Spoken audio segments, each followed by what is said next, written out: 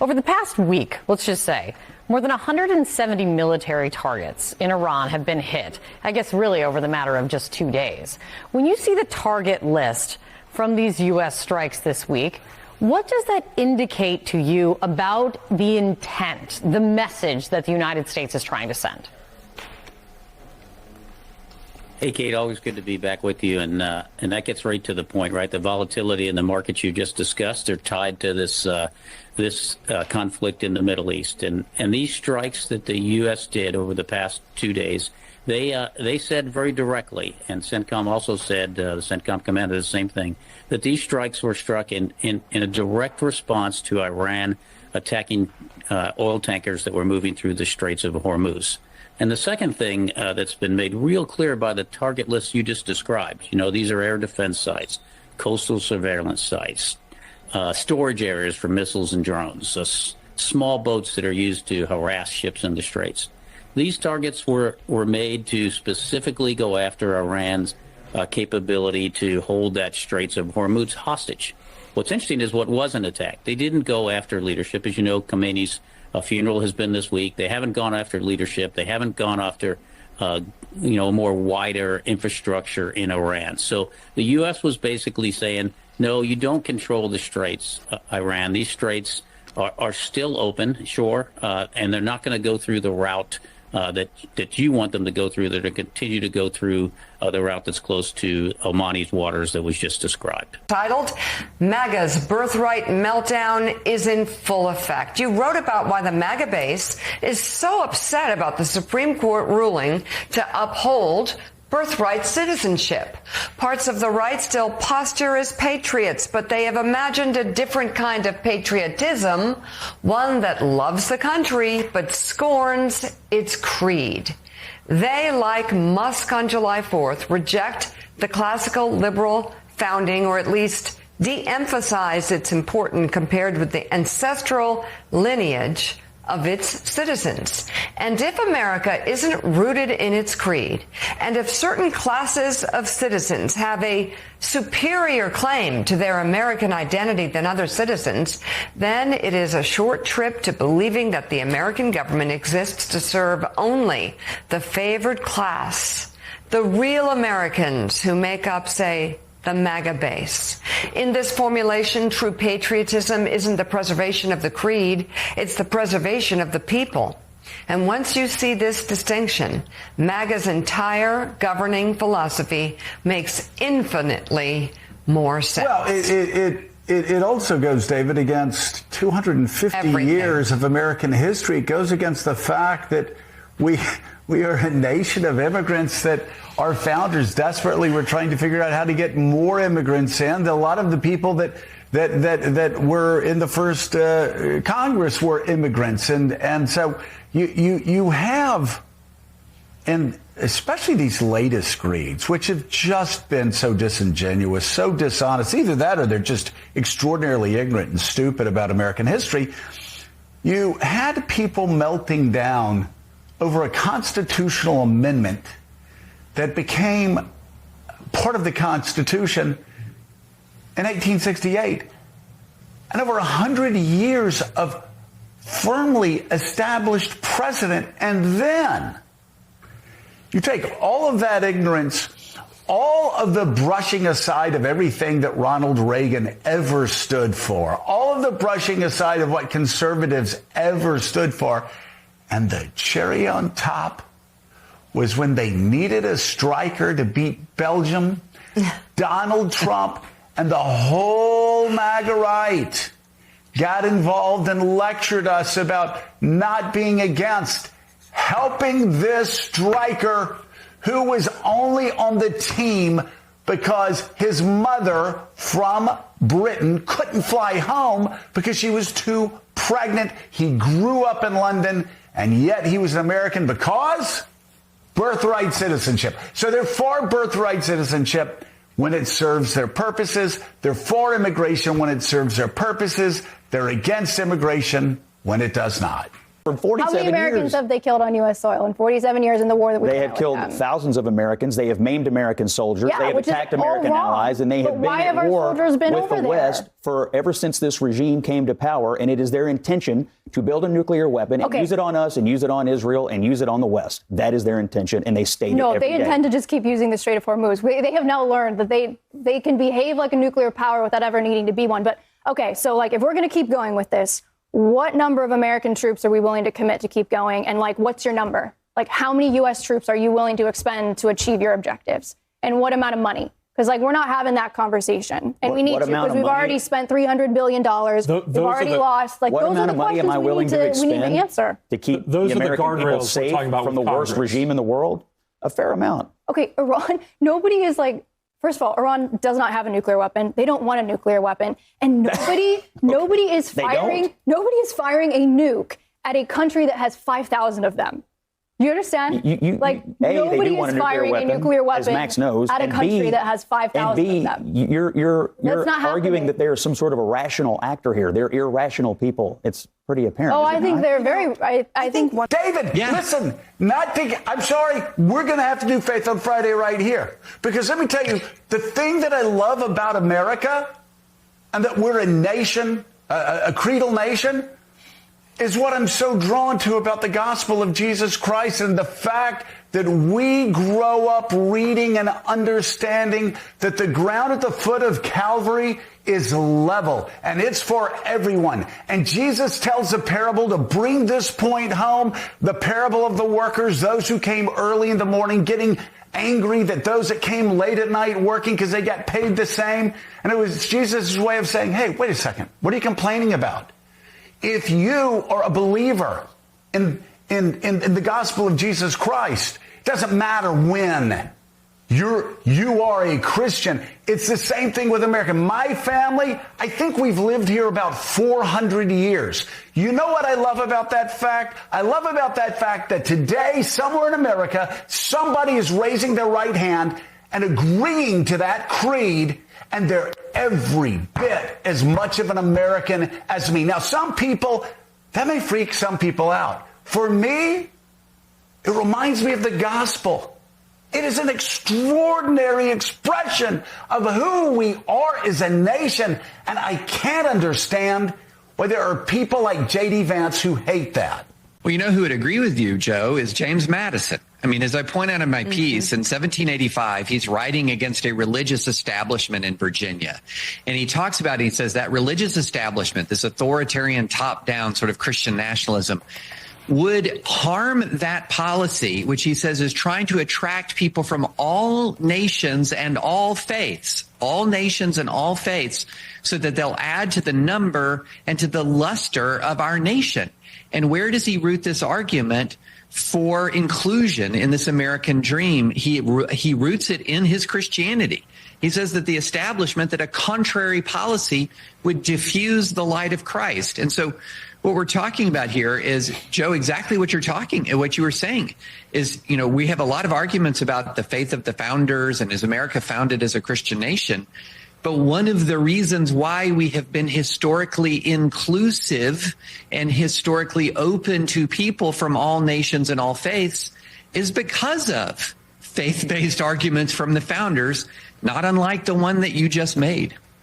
Well, I think we know now why J.D. Vance was sent out to go sell the MOU. And at the time, Marco Rubio was nowhere to be found. Like, if you remember, J.D. Vance was doing interview after interview after interview, going out and selling this deal. And Marco Rubio was like, DJing a wedding still or something? Like, he was nowhere to be found because, as we've now seen, Vance, I think, was set up to be, the fall guy for this.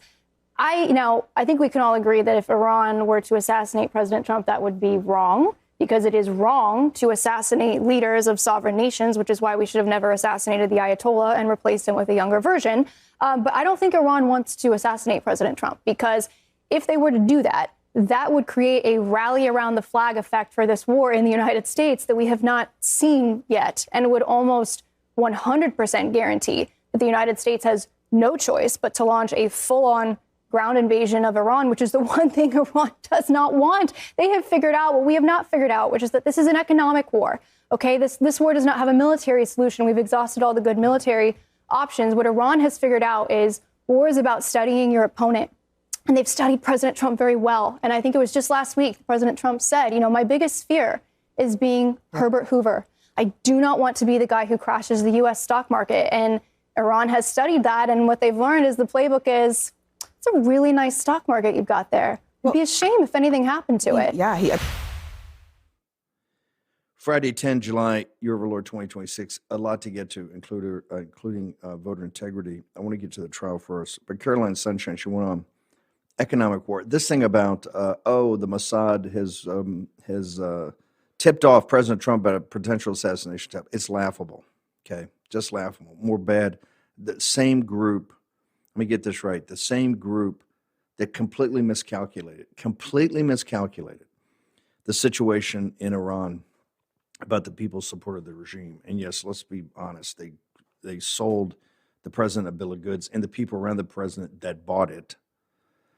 In addition, they still haven't had any inquiry commission in Israel, no formal, because Netanyahu and the Mossad are blocking it, about their culpability, either incompetence, malfeasance, or I don't know, maybe even acknowledgement of October 7th. We got to get to the bottom of October 7th. If they've sucked us into this war, we need to know the inciting incident, how it all came about. But no, the Mossad now desperately trying to push, they're trying to assassinate the president. Isn't it very United States going to get mad? Maybe we should go back and do a ground invasion. Not going to happen.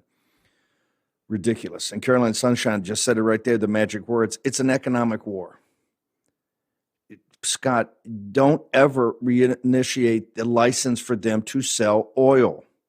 Selling oil is how they mess with the U.S. dollar to break the petrodollar to the Chinese Communist Party, our mortal enemy. The main thing, as Captain Fennell says, and what we should always keep our eye on. Don't let the regime get cash. Don't let the Chinese get oil.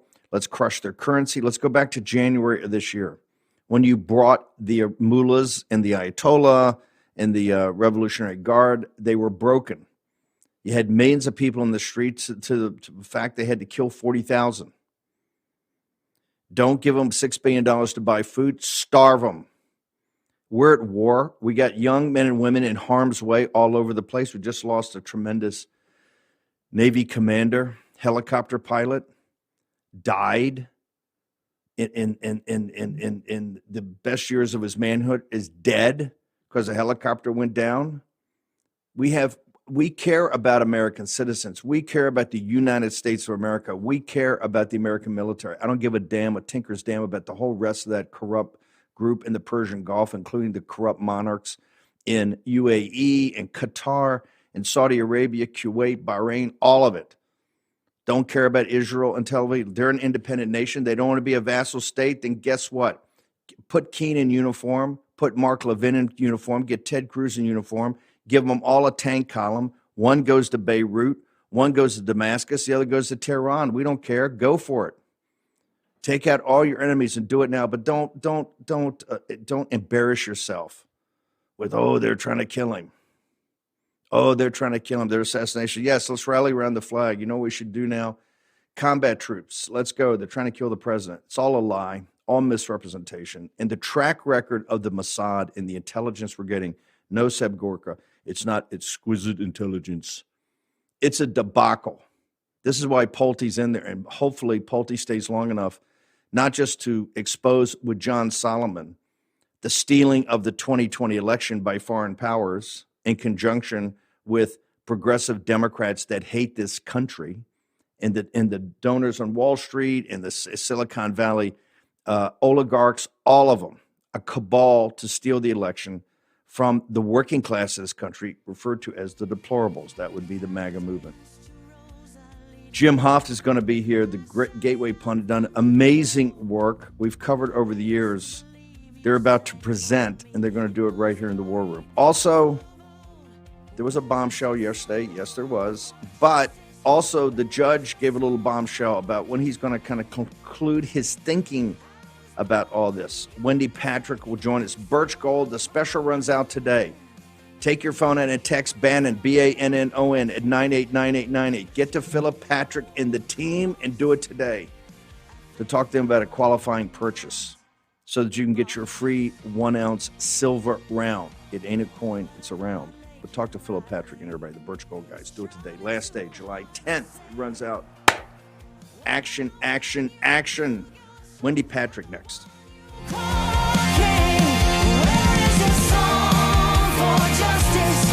War Room. Here's your host, Stephen K. Bannon.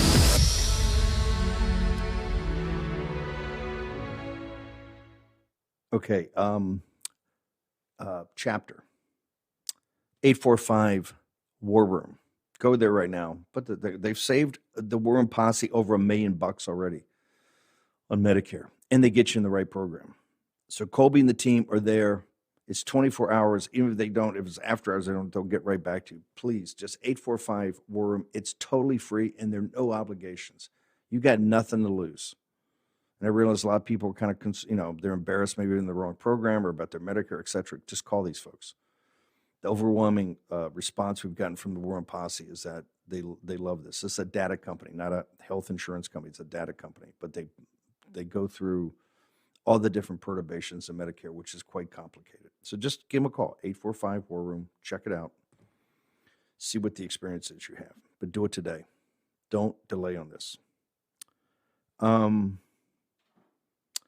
Wendy Patrick. So they're all kind of revelation. Look, I'm just trying to absorb all this because I think it's quite complicated. And for the family, for Charlie, for his relatives, for his wife, the children, all of it, turning point, I got it. It's got to be done right. But it's also got to be done right for the nation. Charlie Kirk was one of the most important men in his generation. And a future, an unlimited future, and what he had built is extraordinary. And a future that might have included being president of the United States. I spent time with Charlie in the summer, and I'll give the full details of this later, but the summer, right before the bombing in the 12-day war, Charlie Kirk was and is an American hero. We can't have a grassy knoll. We can't have a Warren Commission. This has to be done. It has to be done right. Wendy Patrick. And I kept saying, I don't know how, on 7 charges, and I'm not a lawyer, but that's what we got you, and you're doing a great job for us. You got Posto, you got everybody there, right? And I just kept saying, I don't know how they get through everything in 1 week or come to these decisions. Now, the judge, actually, one of the most important announcements I don't think people have picked up on. It should conclude today, but he ain't ruling today. He's not going to rule over the weekend, and he's not coming back Monday like we thought with the ruling. He's going to take his time. What has he told us he's going to do after it concludes today, the hearing today, ma'am? Yeah, that's right, Steve. So we have one more witness to get through today, a defense witness. And then based on argument yesterday, the judge announced he was going to allow both sides to brief the issues and the admissibility of certain types of evidence, and that we would all come back together on September 1st at 10 a.m. Mountain Time for argument and for a ruling. Now, that's not good news for the Kirk family. And, it almost is a blessing it came up yesterday, so there's no false expectations today. But hang on. Hang on. Why is it bad news for the Kirk family? They want to get to the bottom of this and do it in a systematic way so there's no questions. Why would you say it's a bad news for the Kirk family? Because today would have been the closure that they would have needed. And all of the evidence that's been presented all week long would be fresh in everybody's mind. That is one of the downsides of waiting. Now, let me argue the other side of that. One of the upsides of waiting would give the judge more of an opportunity to create a record. But let's face it, they wanted things to be finally done, and they wanted to be able to talk about a trial date. I mean, part of what they were arguing all week long is transparency breeds trust. That is one of the reasons that there was such a push for as much evidence as possible to get into the court and get into the court of public opinion. In other words, they fought yesterday for this transparency trust, but that's the way you avoid a rush to judgment. What the judge is doing here is the complexity of what's happened this week of these chess moves and foundational elements, and is it going to be used in trial 5 moves downrange when the trial starts? That's what this is a week. This is enormously complicated. I think the judge is only being judged for 50 days or something. Isn't it logical that he says, okay, there's so much complexity here, and we've had some bombshell revelations. However, I want to take some time. You guys are going to brief it, I guess, by written briefings over the month, the rest of July, the month of August. Then we're going to come back, and we're going to get in a court, and we're going to argue through those, and I will make my decisions then. Isn't that a logical progression? But that wasn't what he said. That would have been, but that wasn't what he said. The way it came down yesterday was the prosecution said, hey, let's argue tomorrow. We're prepared. The defense said, we would like extra time to brief a number of issues. And then the prosecution came back and said, we're talking about a 6-week briefing schedule because they have to file the briefs. The prosecution, has to respond. We talked about this the other day. It's the paper back and forth. And the judge agreed to that because the last thing he wants to do is be seen as doing exactly that, insisting on a rush to judgment when the defense is plainly saying we need time to brief the issues. So that's what's going to happen between now and September 1st, upon which date he's going to be ready, not just to hear oral arguments from both sides, but to render his decision, which he probably has already arrived at, as to whether or not there's enough evidence to go to trial. But he doesn't want to be appealed on this. Isn't the firing squad in Utah, isn't one of the means of execution in a capital murder case a firing squad? Firing squad and lethal injection are both available. That's true. A lot of people don't know that. So you're arguing for, and look, I'm no fan of these guys, trust me, but you're arguing for this guy to stand up against the wall and take him out. The stakes are pretty high. That's why I think, and the stakes are high for people to make sure that it's fully developed. So I don't think another 6 weeks. Anyway, we'll see today. Let me ask you, here's another thing I don't understand. Why is the furry that they had this testimony and the Kirk family and the lawyers went out of their way to say, we want to hear it all. Why is he not a co-conspirator or an accomplice in this? In my own simple mind, when I watch this, I think this guy's like his partner, his buddy. Why is he not charged as a co-conspirator, or why is he not charged as an accomplice, ma'am? Yeah, and that would be the first question you would ask, wouldn't you? How likely it is that your roommate, your lover, wouldn't know your intentions, wouldn't be so close to you, they would know what you're going to do the day that you went out and committed an assassination in broad daylight. We don't know the answer, Steve, because he was granted use immunity. In other words, the deal was that if he testified on video and told the truth, there's the catch, and told the truth, that he would not be prosecuted for anything related to this assassination. So if you watched the video, here he sat in a suit and tie, probably not his usual gaming attire, stiff and stilted, but very careful as to the answers he gave. His lawyer was in the room as well. He provided the testimony that not only authenticated that the defendant talked about the killing online and in social media, but also in a written note that he left for his roommate at the apartment, and then verbally in person the day after the shooting. Up to that point, we had not heard anything attributed directly to Tyler Robinson. He talks about the guy crying, correct? He talks about the guy crying, and he gives a quote. I wish I hadn't done this, right? Is that what he's saying, the shooter? Well, if he had said one word to the guy beforehand, that maybe this is not the best thing we should do. Maybe we have a better use of our life than assassinating Charlie Kirk. It wouldn't have happened. I don't know why this guy's not. I don't know why the law enforcement, and to look at, is it these militias? I mean, did these guys just think this thing up and we're just going to go do this? Or you got these, and people understand these Antifa and these transgender militias are absolutely vicious. And so when the kid cries, or he testifies, he cried after and said, I wish I hadn't have done it. And it's only a couple hours after the act itself, or the alleged, this guy's alleged being an assassin. It would seem like the smallest part of humanity, right? If they're lovers, if he had just said something, because he makes it like, he didn't know anything about it, or he didn't, he's totally against this, would have changed the mind, and Charlie Kirk would be with us today, correct? Correct, no doubt. That is one of the most frustrating things about listening to this tape. And mind you, this is actually a redacted video. And part of the redactions were done for the same goal you mentioned earlier. Nobody wants to compromise the integrity of the conviction, especially not in a death penalty case, where that may likely be the result as well. So for whatever reason, there was a series of redactions, not as many as we originally thought we were going to see. And that was good news for the Kirk family, but enough to where there are still these lingering questions. Now, that's not to say that by the time we get to trial, because remember, the redactions were to protect the jury pool from receiving information that might not be admissible at trial. When we get to trial, Steve, we may very well have more evidence, more unredacted evidence as to what exactly Tyler Robinson said. How do you try this case in Utah?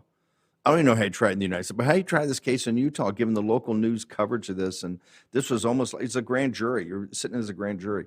How possibly can you argue that you can actually do this without a tainted jury pool because look, people are going to go nuts if this guy, if this is fumbled somehow because of something that was done on a technicality, correct?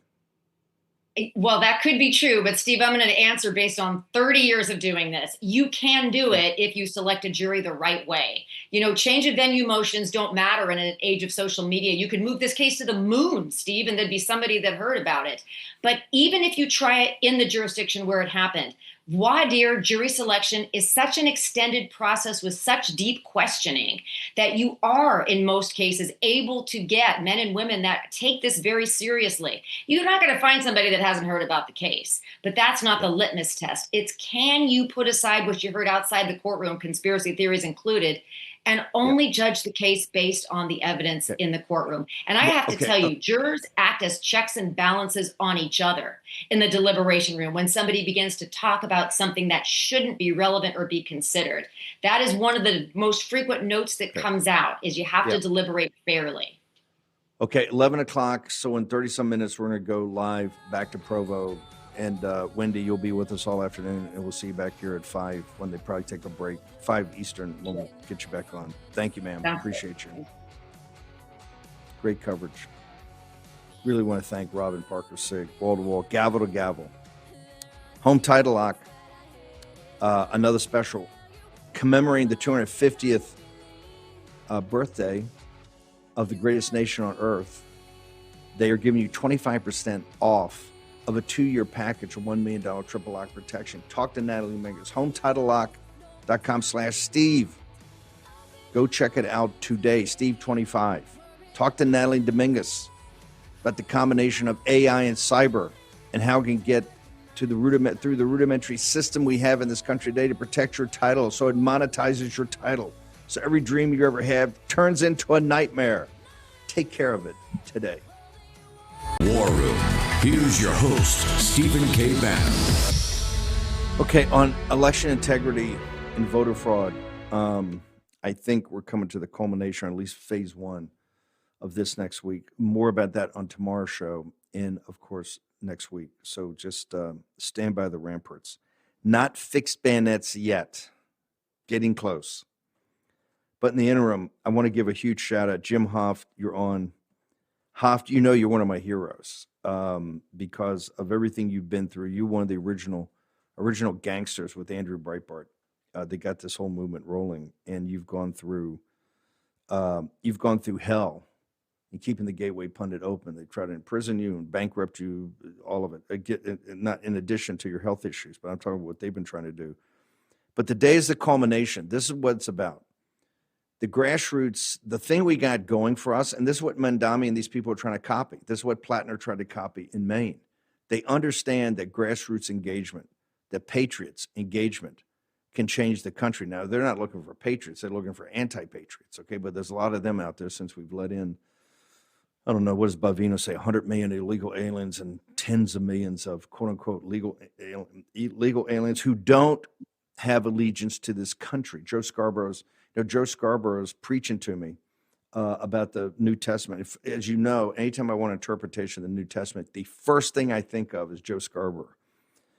He's preaching to us about the creedal and the creedal nature, where they don't have allegiance to the United States of America. They have allegiance to change the United States of America. Hoft, what you guys have done the last 6 years is nothing short of magnificent. Talk to me today about what you're revealing. We got Patty McMurray on. We got Fani on from Trust the Vote, or Track the Vote. We've got your team. So tell me, give me the overview before I go to Patty and Fani. Fantastic, Steve. Thank you. This is really exciting today. I came on your show back in September, and I announced that Yehuda Miller, an activist from New Jersey, had secured over 1 million documents from the 2020 election in Detroit, Michigan. Since that time, Patty and Fani took charge of the efforts to go through these ballots, these envelopes, the rest of the information that was secured, including, I believe we have QVF files, tapes, and the tapes were from each precinct in So hold Detroit. it, but hold it. I want to make sure people get the narrative here. This is what they called you, the biggest wingnut of all. You're out there yammering about Michigan. You're a kook. You're a wingnut. They're suing you for every different thing. But eventually, you got the receipts, right? After a long struggle, and this is what's so important about what happened in Fulton County. This is what's so important of what Pulte and John Solomon are looking at. The receipts are out there. Just good people have to get their hands on them. So you had a long struggle to get the receipts, and then you turned Patty and the team loose, correct?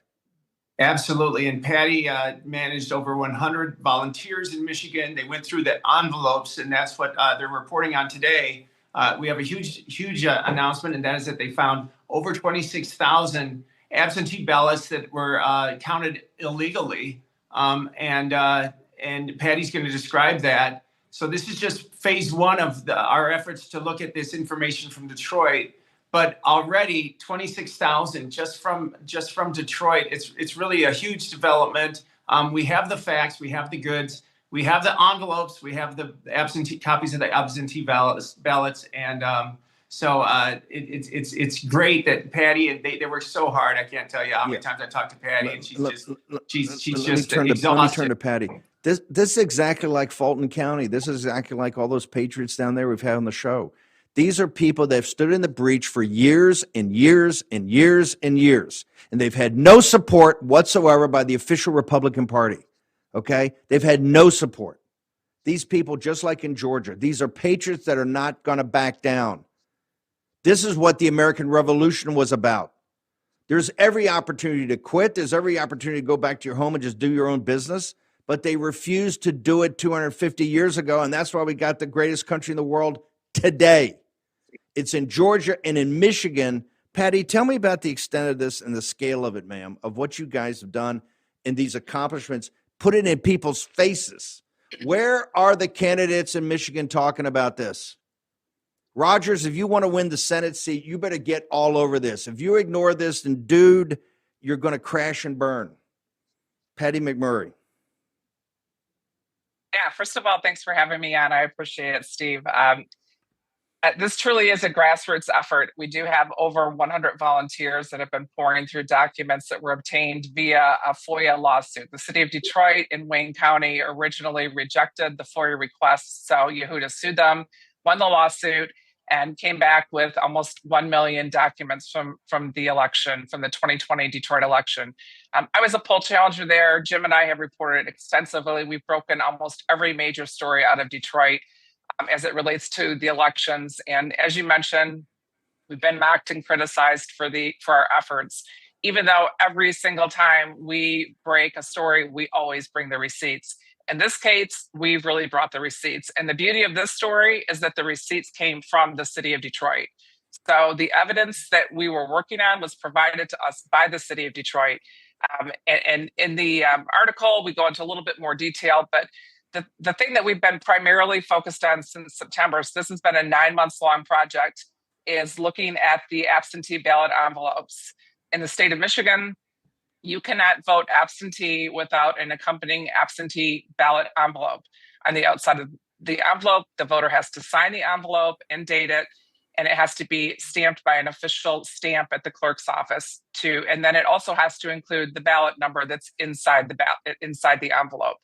So those are the key checkpoints: the signature on the envelope, and then the ballot number on the outside of the envelope that was written by the clerk's office has to match the ballot number that's inside the envelope. Otherwise, it's not a legitimate vote or ballot.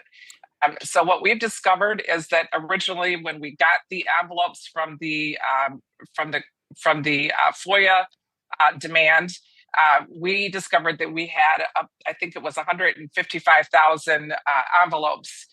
The reported number from the city of Detroit, the official reported number of absentee ballots that were counted was 174,384. So we already knew that we were working with a large deficit. What we didn't know is how large that number would be. I'm going to let Fonnie jump in and explain what he did. Okay, I'm going to do it right now. 155,000 of the 155. How many, you guys went through by hand 100 volunteers? You guys are the greatest patriots I know. You went through by hand 155,000 absentee votes, ma'am? Yeah, Mail-in? not just once, but multiple times. We had to make sure that our numbers were accurate. We were not going to release this report until we knew that those numbers were accurate. I need So everybody, 9 months later. I need everybody to read the report too. We're going to do more of this. I'm kind of jammed today because of the trial starting. But hang on, Patty. I just want to make sure I get the basic math. I'm a simple guy. The 155,000, you're telling me 26,000 of the 155 are not actually not legit.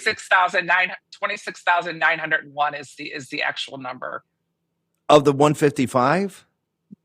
That's correct. That's 15.43% of all the absentee envelopes. That's it. Shows you how phony it is. They tried to crucify these people. These people have been at it for 6 freaking years. You'd think at the 100 volunteers, what else could they have done with their life? How could they have made money? No, they went and did this to prove the system is corrupt, and all these Democrats do is steal elections. If they can't steal it, they can't win. Fani, tell me about Track the Vote. What did you guys do?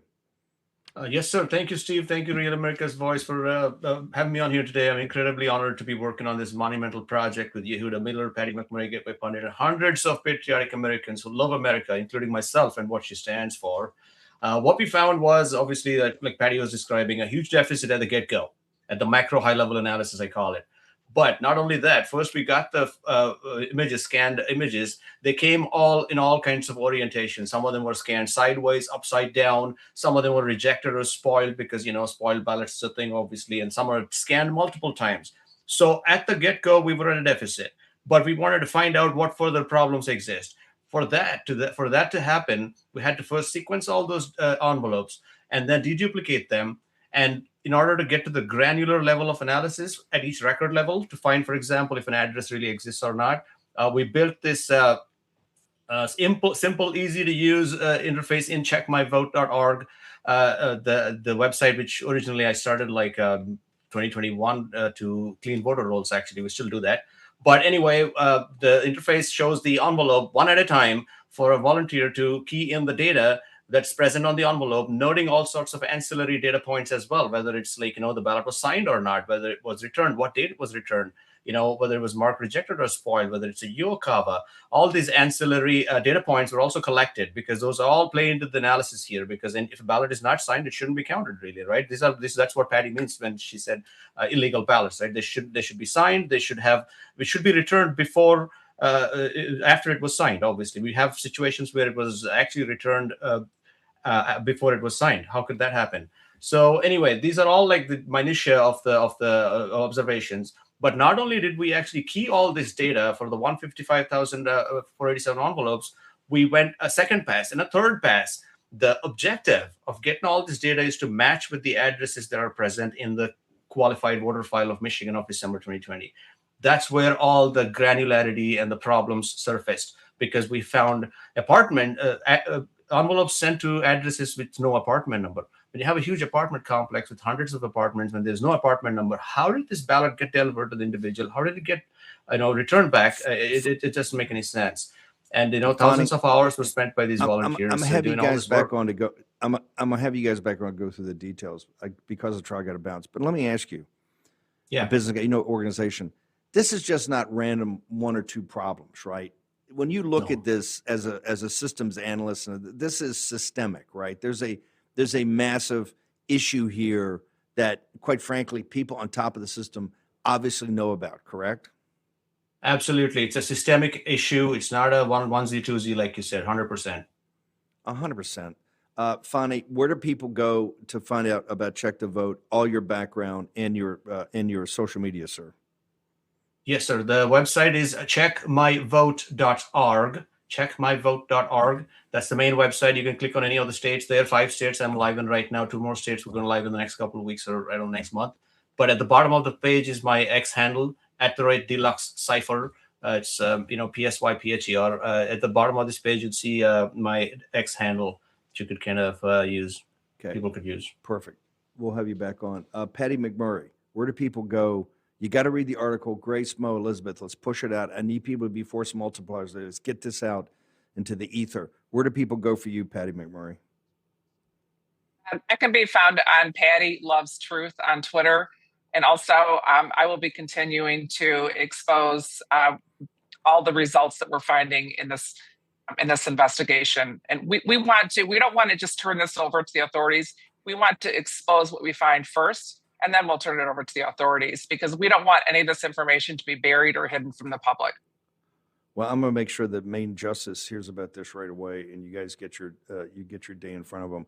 Patty McMurray, say thank you. You and Fani, tell everybody, all the 100.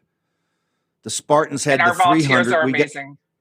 We got the one. The Spartans had the 300. We got the 100 up in Michigan. You guys are magnificent. I'm telling you, what you've done over the years, and to prove this today. These elections are there, and they're laughing at you.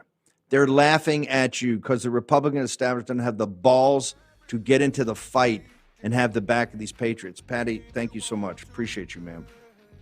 Thanks for having me. I got Eric Metaxas next. Jim Hoff's going to stick around. I got a comment or two for Brother Hoff. One of the original gangsters of the Tea Party and the MAGA movement, next in the War Room. Spread the word all through Hong Kong. We will fight till they're all gone. We rejoice when there's no more. Let's take down the CCP. War Room. Here's your host, Stephen K. Bannon. Jim Hoft, what you've done is nothing short of magnificent. The highest compliment I could give you is that both Andrew Breitbart and Charlie Kirk will be very proud of you and your team, because you epitomize the power and the necessity of the grassroots movement in this country. These are people, 100. The Spartans had 300. We got 100 in Michigan, and you've delivered a magnificent result. We're going to continue to push it. Jim, where do people go to continue to follow this on Gateway Pundit, sir? Yeah, I hope everybody reads this article at thegatewaypundit.com. You can find us, of course, on X, on Twitter, on Facebook, on Getter, all the social media outlets. Gateway Pundit is our handle. So thank you so much, Steve. I really appreciate it. Yeah, we will make sure the appropriate authorities are all over this, Jim. That's one thing we will commit to you. Just magnificent work, and tell everybody just great. Love them. Thank you, Steve. Where would the country be without the grassroots movement? Where would the country be without American patriots putting their shoulder to the wheel? Metaxas, the book, yesterday, July 9th, 9 July, 1776. Where's General Washington, and what is he doing, sir? Well, last I checked, July 9th, in New York City, where I live. I'm not there now, I'm in Las Vegas, but New York City, it's hard for us to imagine, down on Bowling Green, right, below Wall Street, that was the center. And Washington got a letter on July 8th from John Hancock with a copy of the Declaration of Independence, not the engrossed copy, the fancy one, but the copy. And he was commanded by John Hancock and Congress to have this read aloud to the troops. So at 6 p.m., July 9th, he has this document. We can't even imagine. What would it be like to hear the words of the Declaration of Independence for the first time in history? You've never heard these words before, declaring independence from King George III. This was like an atom bomb. You can't imagine what it was like for these troops mustered to hear these sacred words. And when they heard these words, we got to remember, Steve, a year before, nobody would dream of independence. Nobody, they just wanted their rights. Nobody would dream we're going to tear away from the British Empire. We're going to go it alone. This was a wild moment. If Thomas Paine had not written Common Sense 6 months earlier, it was a sea change. It's hard for us to imagine. But these men listening to this were so moved by it that a whole group of them decided, hey, we need to do something. So they go down to Bowling Green. They tear down the 4,000-pound, 15-foot-high equestrian statue of King George III, which they had put up. The New Yorkers had commissioned this statue in 1776 when the Stamp Act was repealed. They were so in love with King George III. 10 years later, they hate him and the monarchy so much, they tear it down. And I don't need to tell your audience, we're in a very similar battle today. The progressives, they are the royalists. They hate the idea of liberty. They hate the idea of our rights come from God. They say, shut up, your rights come from us, and we'll give them to you when we feel like it. We're in that battle right now when you're talking about election integrity, when you're talking about open borders, when you're talking about the New York Times calling Trump's claim that the election was not on the up and up baseless. This is in a news article. We are in a war right now, and I don't think I've told you, Barnes & Noble and the left have been trying to crush my book. If you do a search, you go to barnesandnoble.com and just type in the word I'm searching for, revolution. My book does not come up. It has been on the New York Times bestseller list 4 weeks in a row. Number 2, number 3, number 8, number 5, right at the top of the list. You can't find it in most bookstores.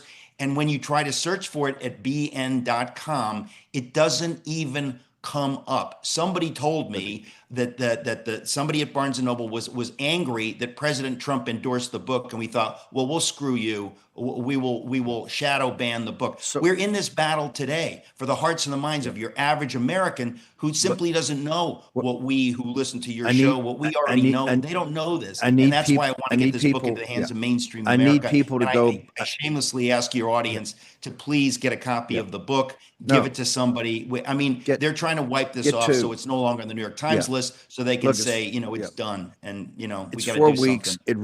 It reads like a novel. Get one for yourself and one for a particularly young person in your life. They won't put it down. One more time, Eric, where they go right now and where they go to find out where you're going to be talking.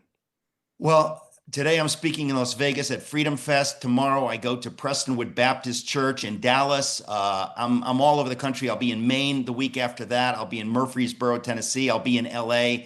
Go to ericmetaxas.com. You can follow me there. You can get my book off of Amazon. And I say it shamelessly. I didn't think that my book would be in the middle of the battle, but if we don't get this version of the American story out to the mainstream, to the Americans who they're not sure which way they want to vote because they've been, force-fed this propaganda for 50 years about who we are. I got to tell you, we're in a battle. So I ask shamelessly your audience, please, if you can get the book, you got to keep it on the list. I knew this book was going to be huge. Go get it today. Eric, look forward to grab you tomorrow or Monday. It's great work. Thank you, sir. Revolution. Buy one for yourself, one for a loved one. Put it under your arm. Take it to the beach. People are going to go, that person's very smart. That's a big book. You start reading it, you'll be very smart. Let's go to Mike Lindell. Okay, here's what we're going to do. At the top there, we're going to go right to Provo, Utah, the courthouse. If it hasn't started, guess what? You're going to have a little bonus time with Stephen K. Bannon. Let's go ahead and play Mike Lindell. Hello, War Room Posse. Hey, I can't be with you the next few days, so I wanted to get on here and tell you I'm going to extend that sale that only comes once every 250 years, the Made in the USA sale. That's right, our premium MyPillows, king size only $19.98, lowest price in history. Queen size $18.98, standard $14.98. We have our MyPillow mattresses, the best mattresses you'll ever sleep on, 50% off. And by the way, the whole order ships for free right to your front door. Mattress toppers as low as $99.98. Then we have the bolster pillows, the body pillows, the go anywhere pillows, all of it on sale. Go to mypillow.com/war room. You're going to see another sale that collides with that, the Mega 2 sale. And then you're going to find the Giza Dream Sheets as low as $29.98. Our 6-piece My Towel sets, $39.98. You have kitchen towel sets on sale. You have everything for the kitchen, bedroom, bathroom, everywhere. Promo code WARROOM. Free shipping on your entire order. You guys call 800-873-1062. Use the best promo code in history, promo code War Room. Okay, here's what we're going to do. We're going to go to break. We're going to come back. We're either going to be in a courtroom in Provo, Utah with the Charlie Kirk last day wrap-up. Maybe pretty intense. Stick around. Or I'll be back to host for as long as we can host. So stick around. You're in the War Room. United, strong and free.